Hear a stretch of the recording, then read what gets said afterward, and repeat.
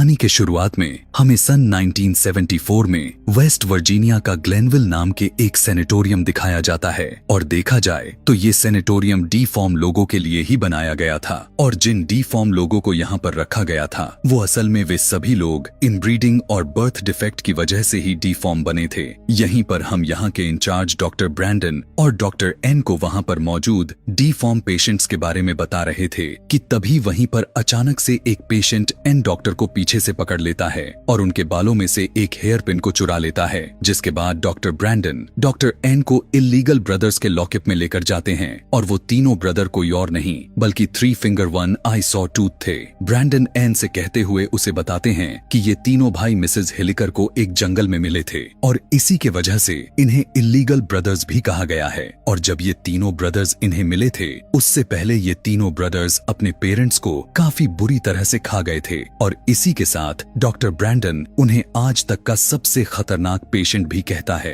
हालांकि वे तीनों अभी बच्चे थे लेकिन उनके खतरनाक होने का दावा ये है कि एक ने तो अपनी 2 उंगलियां ही चबा गया होता है और वही तो था 3 फिंगर जिसे हमने पिछले पार्ट में देखा था, और दूसरे ने तो अपनी एक आंख को निकाल कर खा लिया होता है और उसी का नाम 1 आई होता है। और तीसरा तो बहुत ही खतरनाक था जो अक्सर वो अपने दांतों को दीवारों के साथ काफी अजीब तरीके से घसीटता रहता था और इसी के वजह से उसका नाम सॉ टूथ रखा गया था। और यह बात यहीं तक नहीं खत्म होती है, उसने तो कई सारे पेशेंट को काटकर काफी बुरी तरह से जख्मी कर दिया था। यह सभी बातें सुनकर डॉक्टर एन पूछने लगती हैं कि ये तीनों इतने सारे पेन कैसे सह लेते हैं। इस बात को सुनकर डॉक्टर ब्रैंडन उन्हें बताते हैं कि इनको तो तकलीफ महसूस ही नहीं होता, जिसके बाद वे दोनों वहां से चले जाते हैं। उनके जाते ही जिस पेशेंट ने डॉक्टर एन के बालों से पिन को चुराया था वो उस पिन के जरिए लॉक को खोलने लग जाता है, लेकिन वो ऐसा नहीं कर पाता क्योंकि उसके पास इतना दिमाग नहीं था जो उस लॉकर को आसानी से खोल सके।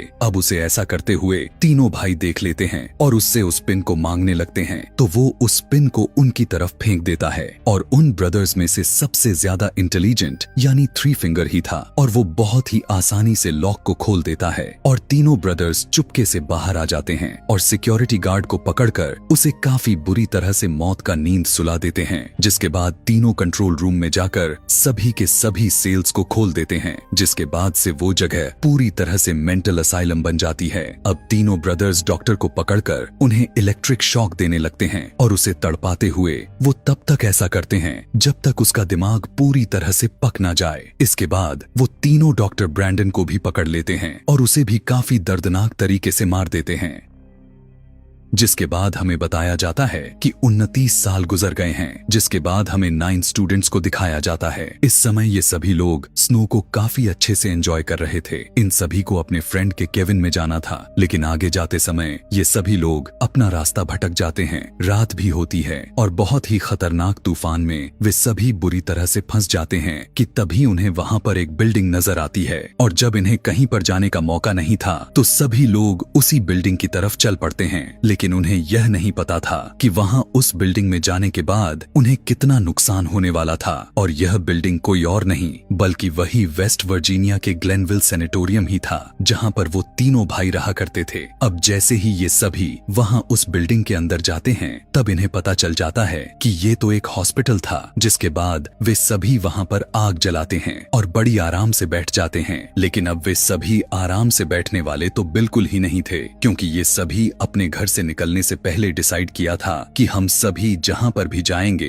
चाहे वो जो भी जगह हो, उस जगह की अच्छे तरीके से हम तलाशी लेंगे। और वो सभी ऐसा ही करते हैं। वो पूरी जगह की अच्छी तरह से तलाशी लेने लगते हैं और इन्हें इंचार्ज ऑफिस में वाइन की बोतल मिलती है। वहीं पर उन्हें वहां उस हॉस्पिटल की पेशेंट्स की फाइल भी मिल जाती है, जिसे देखने के बाद इन सभी को पता चलता है कि यहाँ डीफॉर्म लोगों को रखा जाता था। तभी हम देखते हैं कि वो तीनों भाई किसी को लेकर उस सैनिटोरियम में पहुंच जाते हैं। उन सभी दोस्तों में से 3 रात में सोने के लिए बेड को चेक करने के लिए जाते हैं। तभी उन्हें कुछ आवाज सुनाई देती है। तब उन तीनों में से जो लड़का होता है वो चेक करने के लिए अंदर जाता है और जैसे ही वो अंदर जाता है तभी उनकी शाउट करने की आवाजें आती हैं, जिस पर बाहर खड़ी वो लड़कियां जैना और कैनी डर जाती हैं। लेकिन किसी तरह वो हिम्मत करके विंसन को ढूंढने जाती है। यहाँ पर हमें पता चलता है कि विंसन उनके साथ बस मजाक कर रहा था और उन्हें काफी ज्यादा डरा देता है, जिस वजह से वो दोनों उससे नाराज होकर वहाँ से चली जाती हैं। तभी हम देखते हैं वनाई उनका पीछा कर रहा था। उन दोनों लड़कियों से माफी मांगने के लिए विंसन अकेला ही जनरेटर को ढूंढने चला जाता है और उसे जनरेटर मिल भी जाता है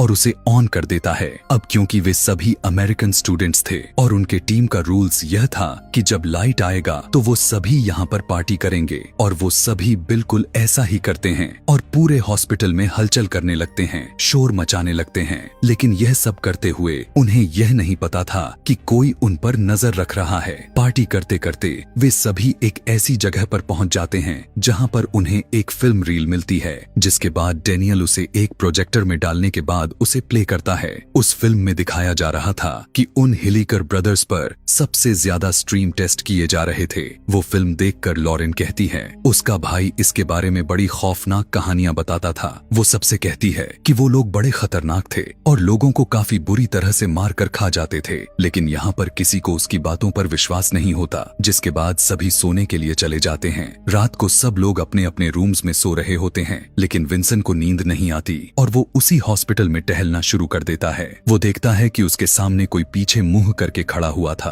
और वो उसका वही फ्रेंड बॉटर था जिसके केविन में इन्हें जाना था। जब वो उसके पास जाता है तब वो देखता है कि वो शख्स मर चुका है कि तभी अचानक पीछे से सॉ टूथ उसके सिर में एक रॉड को घुसाकर उसकी जान ले लेता है। सुबह होने के बावजूद भी तूफान रुका नहीं था और वे सभी अभी तक वहीं पर होते हैं। वहाँ पर विंसन मिसिंग होने की वजह से जेना सबसे उसके बारे में पूछती है, लेकिन किसी ने भी उसे नहीं देखा था और इसी के साथ उन लोगों का सारा सामान भी गायब था, जिस पर अब वे सभी सोचने लग जाते हैं कि इस बार भी विंसन उनके साथ कोई घटिया सा मजाक कर रहा है और सब लोग उसे ढूंढना शुरू कर देते हैं। उनमें से 4 स्टूडेंट्स बेसमेंट में जाते हैं। वहां पर जाने के बाद उन्हें वहां पर अजीबोगरीब किस्म का केज मिलता है और जब वो आगे की तरफ जाते हैं तब उन्हें सारे के सारे सेल्स मिल जाते हैं जिनमें पेशेंट्स को रखा जाता था। और जब वो आगे बढ़ती हैं तब वो देखती हैं वहां पर बहुत सारा खून लगा हुआ है, जिससे वो और ज्यादा परेशान हो जाती है। बेसमेंट में वे सभी अलग अलग डायरेक्शन में चले जाते हैं और जेना किचन में चली जाती है। वहां पर वो देखती है कि सॉ टूथ बॉटर को टुकड़े कर रहा होता है। तभी थ्री फिंगर वहां आकर सॉ टूथ को लेकर जाता है, जिसके बाद जेना जल्दी से वहां से भाग जाती है और वो सभी लोगों के पास आकर उन्हें बताने की कोशिश करती है कि तभी बॉटर के कपड़े में कुछ उनके सामने आकर गिरता है। तब केनिया उसे चेक करने जाती है और जैसे ही वो उस कपड़े को खोलकर देखती है तब वो देखती है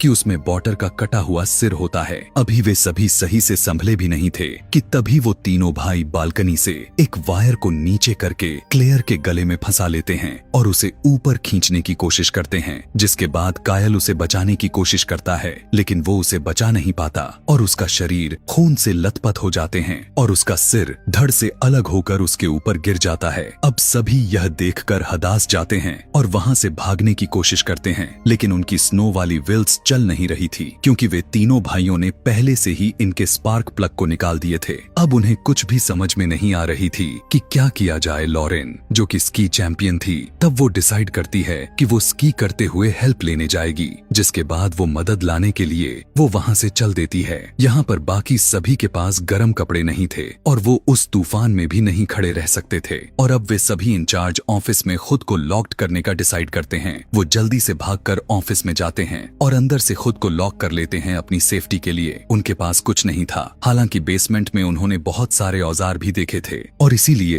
कायल, डेनियल और सारा बेसमेंट में जाते हैं और वहां पर थ्री फिंगर उनके पीछे पड़ जाता है और वो जल्दी से जाकर केज में छुप जाते हैं। और जब थ्री फिंगर वहां से चला जाता है तब वे सभी वहां से बहुत सारे हथियार को लेकर भाग जाते हैं। दूसरी तरफ वन आई ऑफिस के दरवाजे में ड्रिल करके होल करता है और केनिया को पकड़ लेता है, जिस पर ब्रिजेड उसके हाथ पर नोक मारती है। तब वो उसे छोड़ देता है। यहाँ पर ये सभी बेसमेंट में से भाग रहे होते हैं और सबसे पीछे डैनियल होता है। तभी अचानक से सॉ टूथ डैनियल को पकड़ लेता है और उसे किचन में ले जाकर बांध देता है। कायल और सारा ऑफिस वाले रूम में पहुंचती है। तब वो देखती है कि उनके पीछे डैनियल नहीं होता, जबकि वो तीनों ब्रदर डैनियल को जिंदा ही काट रहे होते हैं, जिसके चीख चीखें इन्हें सुनाई दे रही थीं और लास्ट में बहुत सारे बहस के बाद वो उसे बचाने जाते हैं। तब काइल देखता है कि वो तीनों उसके शरीर से मांस को काटकर तेल में फ्राई करके खा रहे थे और डेनियल उस टॉर्चर की वजह से मर गया था। और उसे मरा हुआ देखकर वे सभी डिसाइड करते हैं कि वो उन तीनों को अपने ट्रैप में फंसाएंगे। ये सोचते हुए वो उन लोगों पर अटैक कर देते हैं और उन्हें एक सेल में बंद कर देते हैं। और अब काइल उन्हें जलाकर मारने का फैसला करता है, लेकिन केनिया उन्हें ऐसा करने से रोक देती है। वो इसलिए मना करती है क्योंकि शायद उसकी इंसानियत जाग गई थी और वो उन्हें मासूम समझने लगती है। वो सभी काइल को उन पर पहरा देने को बोलकर खुद सोने के लिए चले जाते हैं। यहाँ पर हमें पता चलता है कि बदकिस्मती से वे तीनों उसी सेल में लॉक होते हैं जो आज से 29 साल पहले लॉक्ड थे। और सबसे अजीब बात तो यह थी कि जिस पिन से उन्होंने लॉक को खोला था वो पिन अभी भी वहीं पर पड़ी थी। और जब काइल की आंख लग जाती है तब थ्री फिंगर अपने कलाबाजी से लॉक को खोल लेता है और बाहर आते ही सॉ टूथ काइल को पकड़ लेता है। और जब केनिया काइल को देखने के लिए आती है तभी अचानक से जनरेटर बंद हो जाती है और हर तरफ अंधेरा हो जाता है। और वहाँ पर वो देखती है कि ना तो वहाँ पर काइल है और ना ही वो तीनों सेल में होते हैं। जिसके बाद वो वापस आकर सभी को बताती है और तभी कोई दरवाजे पर आ जाता है और उसका फेस कवर होता है और सभी डर कर समझने लगते हैं कि ये शायद थ्री फिंगर है जिसको वो बड़ी बेरहमी से मारने लगते हैं और मार मार के उसकी जान ले लेते हैं। और जब वो सभी उसके फेस को देखने की कोशिश करते हैं तब वो देखते हैं कि वो तो उन्हीं का दोस्त काइल होता है जिसे सभी ने मिलकर थ्री फिंगर समझकर मार दिया है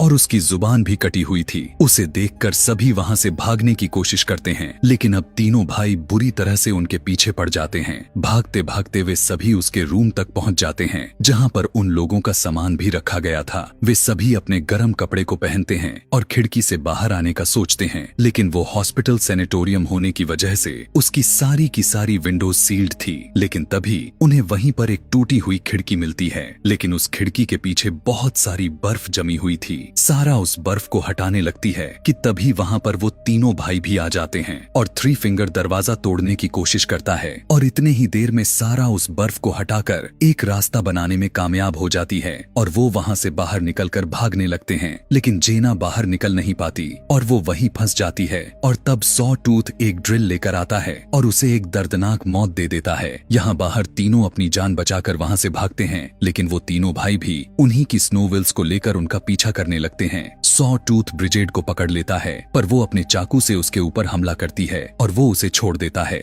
दूसरी तरफ हमें लॉरेन दिखाई जाती है जो बर्फ जमने की वजह से मर चुकी थी। और यहाँ पर अफसोस करने वाली बात तो यह थी कि मेन रोड ठीक उसी के सामने ही था जो तूफान की वजह से उसे नजर नहीं आया और वो वहीं पर मर गई। और यहाँ पर अब सिर्फ केनिया और सारा ही बचे थे और केनिया अपनी जान बचाकर भाग रही थी और वन आई उसके पीछे पड़ा था। अभी वो केनिया को पकड़ने ही वाला था कि तभी सारा उसे मारकर स्नोविल से नीचे गिरा देती है और दोनों अपने स्नोविल्स लेकर वहाँ से चली जाती है। अब वो दोनों बहुत खुश होती हैं क्योंकि दोनों ने यह सब कुछ प्लान करके किया था। वो इतना ज्यादा खुश होती है कि वहाँ पर लगे हुए वायस उन्हें नजर नहीं आता और उन दोनों का सिर धड़ से अलग हो जाता है। जिसके बाद थ्री फिंगर वहाँ पर आता है और उन दोनों का सिर उठा कर ले जाता है और उन दोनों की बॉडी वहीं पर पड़ी रहती है। और यहीं पर यह कहानी समाप्त हो जाती है। इस मूवी का अगला पार्ट यानी पार्ट 5 देखने के लिए कमेंट में पार्ट 5 जरूर लिखें। अगर आप चैनल पर नए हैं तो सब्सक्राइब करके